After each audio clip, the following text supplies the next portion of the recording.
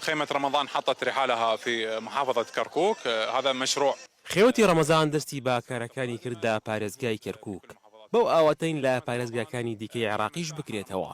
ماوەی 10 ڕۆژ بەردەوام دەبێت و دەمانەوێت پاڵپشتی خاوەن پرۆژە جیاوازەکان بین و شتومەکی جیاواز نمایش کراوە. بەشێکی زۆریش لە گەنجان بەشداریان کردووە.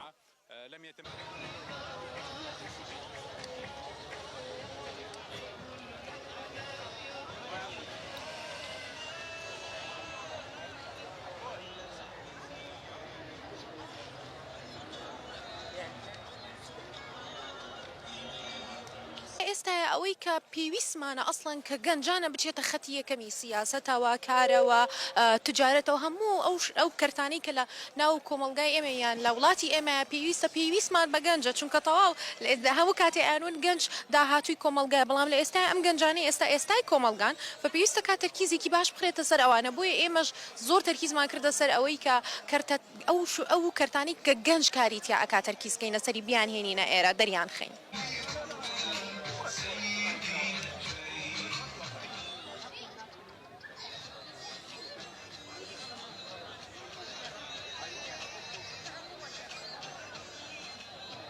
بە زۆری کتابە ئیتر گوڵەوە ئەو شتانێ